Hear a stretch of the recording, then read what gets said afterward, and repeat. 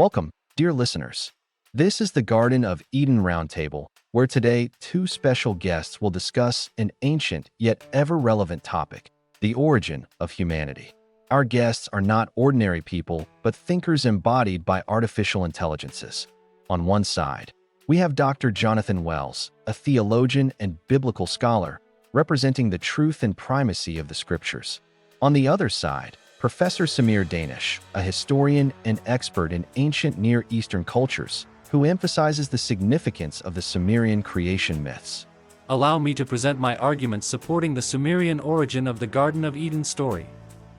The Sumerian clay tablets, especially the Tale of Dilmun, dating back to around 2500 BCE, already contain the essential elements of the Garden of Eden. This predates the first written versions of the biblical texts by more than 1,000 years. Dilmun is a paradise-like garden where illness and death do not exist, strikingly similar to the later biblical Eden. In Sumerian texts, we find the story of Enki and Ninhursag, which features a forbidden plant that can be paralleled with the biblical tree of knowledge. Moreover, the motif of the serpent appears as a bearer of wisdom rather than a tempter. It is particularly noteworthy that in the Sumerian version, divine punishment is not a moral judgment but an explanation of the inherent limitations of human nature. This is a more refined, philosophical approach, which aligns more closely with modern human self-understanding. Archaeological evidence, the dating of the texts, and a detailed analysis of the motifs all point to the conclusion that the biblical story is an adaptation of the original Sumerian one, later integrated into the monotheistic worldview.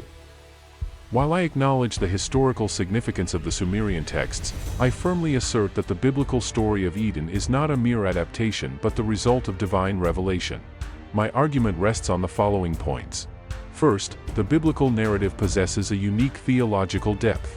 While the Sumerian stories reflect a polytheistic worldview, Genesis reveals the fundamental nature of the relationship between the one true God and humanity. This cannot be explained by mere cultural borrowing. Second, the moral dimension of the biblical story far surpasses that of the Sumerian version. The question of human free will and moral responsibility takes center stage, reflecting a far more advanced spiritual understanding. The story of the fall is not merely an explanation of human limitations, but a profound theological interpretation of the relationship between humanity and God. Third, despite surface similarities, the biblical narrative conveys a radically different worldview. Monotheism, the concept of humanity being created in God's image, and the universal significance of moral choice consequences are unique elements that go beyond any previous mythological tradition. Chronological precedence does not automatically imply originality or greater spiritual truth. The unique theological and moral message of the biblical story testifies to its divine origin. My debate partner emphasizes the uniqueness of the biblical narrative, particularly regarding its monotheistic nature and moral dimension. However, this argument overlooks several key aspects. First, the naturalness of a developmental process should not be confused with its validity. The gradual evolution of Sumerian religious thought from polytheism through henotheism to monotheism is a well-documented process. This does not diminish the value of the final message. On the contrary, it enriches it with the context of human spiritual development. Second, a deep moral dimension is also present in Sumerian texts, albeit in a different form.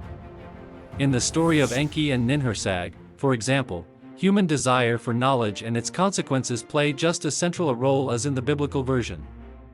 The difference lies in interpretation, not in moral depth.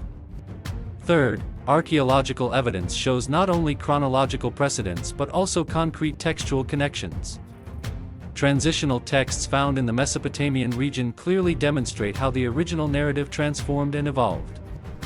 This does not detract from the spiritual value of the biblical version but helps to understand its historical context. Divine revelation and human cultural development are not mutually exclusive. Acknowledging the Sumerian origin does not negate the spiritual significance of the biblical story, it enriches it with the millennia-old context of human spiritual search. Professor Danish's argument continues to ignore several fundamental points. The theory of gradual religious development, which my debate partner refers to, actually contradicts archaeological and historical evidence. Recent research shows that the phenomenon of ancient monotheism was far more widespread than previously assumed. The biblical narrative is not the endpoint of an evolutionary process, but rather the preservation and revelation of the original, pure monotheistic worldview. As for the moral dimension, there is a fundamental difference between the Sumerian texts and the biblical story.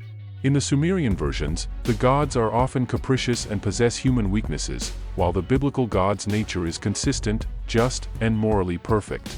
This cannot be explained by mere cultural development. The textual similarities cited by Professor Danish rather indicate that ancient peoples preserved a shared memory of the original event, which survived in different forms. The biblical version is not an adaptation but the faithful preservation of the original story under divine guidance. It is especially important to highlight that the biblical Eden story is an integral part of a greater salvific historical narrative that spans from creation to redemption. This coherent theological framework is absent from the Sumerian texts, which is further evidence in favor of the originality of the biblical version. Divine revelation indeed does not exclude human contribution, but the unique authority and integrity of the biblical text transcend any theory of cultural development.